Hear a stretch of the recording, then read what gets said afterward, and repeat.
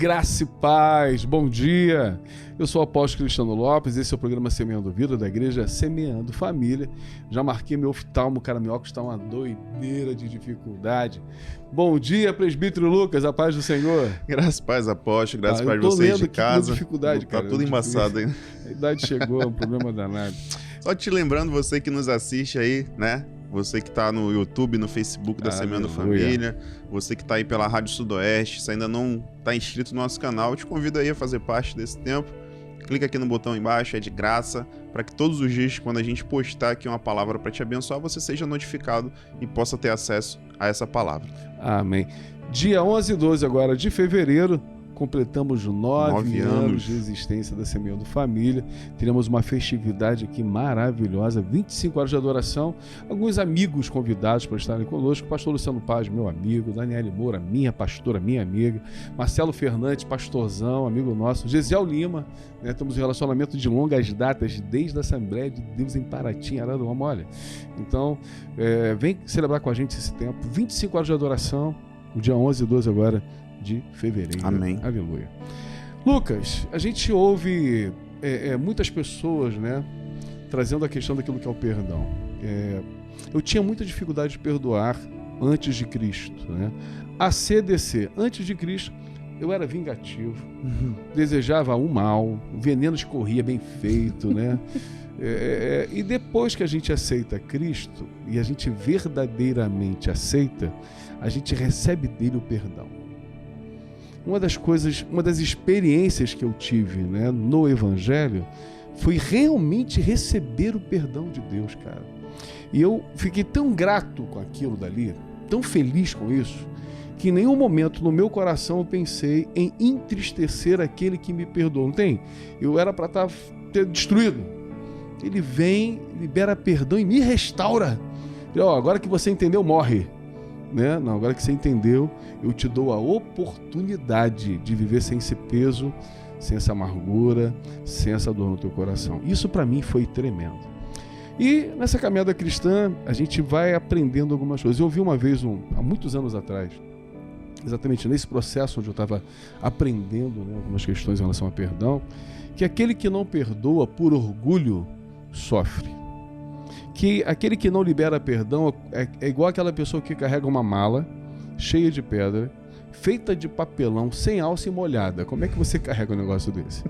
É impossível. Né? Rasgar tudo no meio do caminho.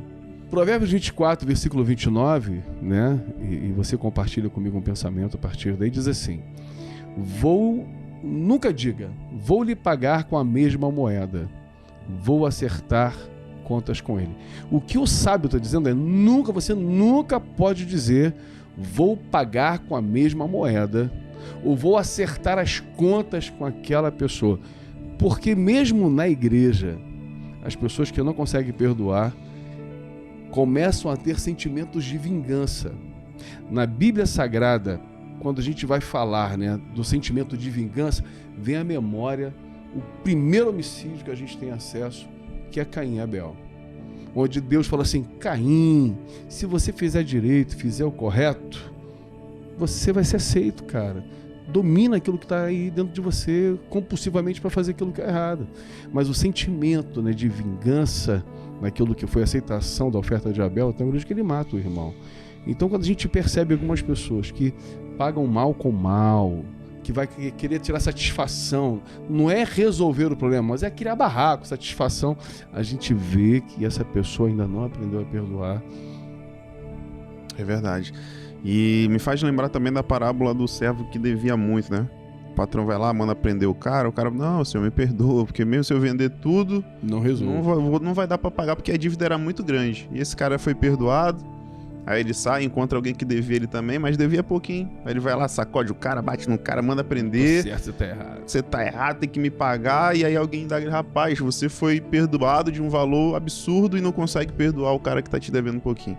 E a gente, infelizmente, acaba fazendo isso, né, recorrentemente na nossa vida, né? Deus nos perdoou de uma dívida que, se a gente vivesse eternamente, nós não conseguiríamos pagar.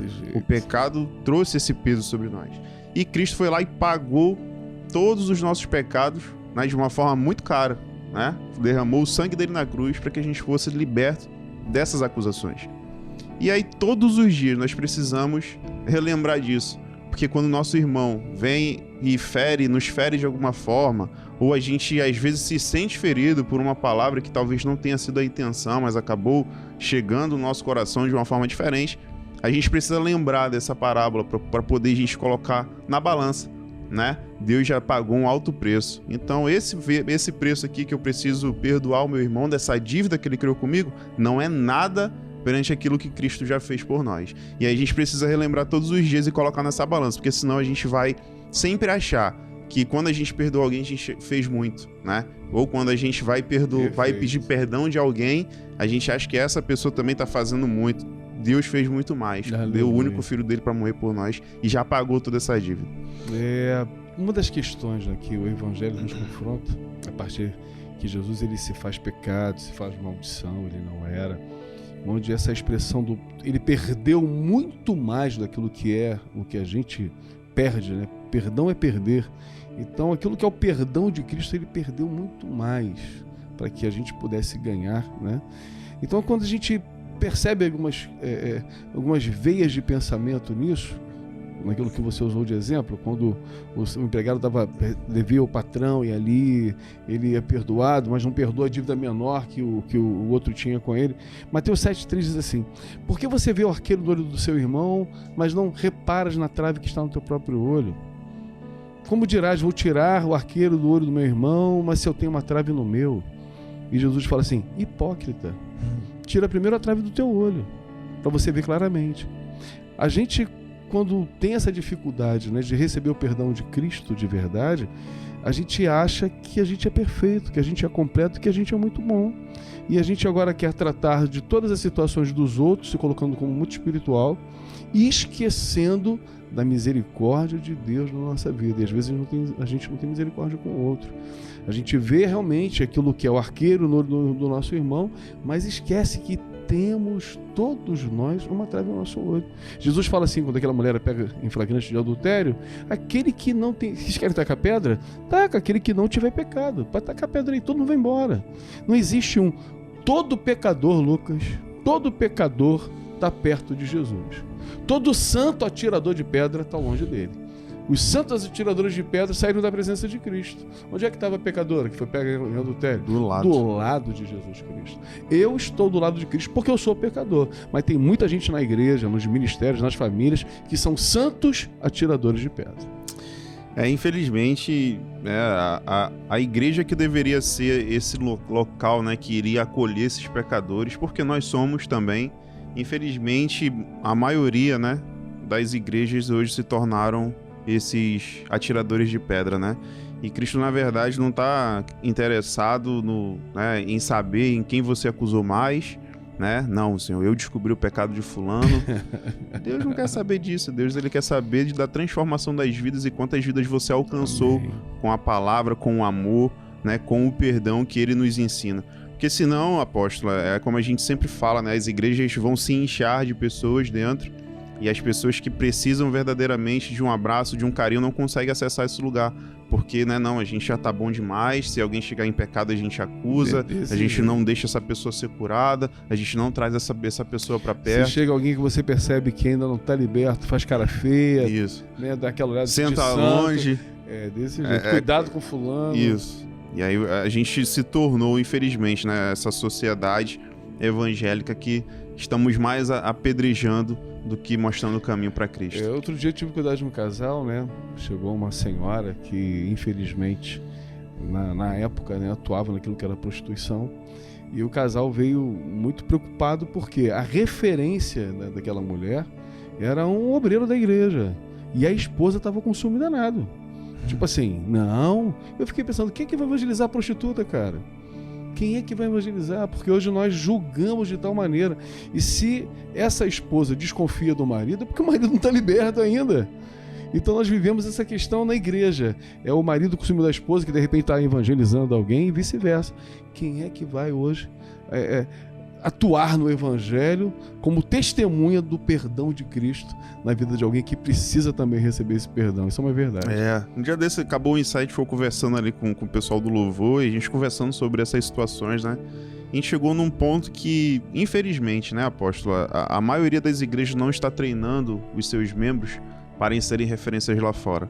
Eles estão treinando para serem referências dentro da igreja. Uau. Vai ser um ótimo músico dentro da igreja, vai ser um ótimo obreiro dentro da igreja, vai ser um ótimo pregador dentro da igreja. Se tirar essa pessoa e colocar ela um mês na porta de um bar para evangelizar aquelas pessoas, eu acredito que, infelizmente, 90% dessas pessoas que vão estar lá vão acabar se perdendo, porque não estão preparadas para estar lá fora, para ganhar as vidas, estão preparadas para seguir uma liturgia de culto, né?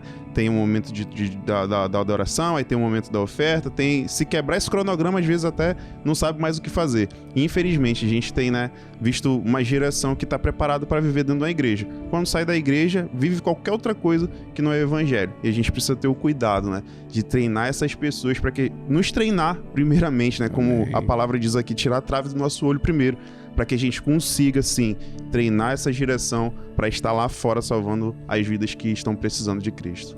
Eu tenho no meu coração, né, na nossa história, quantas vezes eu te chamei no gabinete? Vai lá, cara, ajuste isso aqui.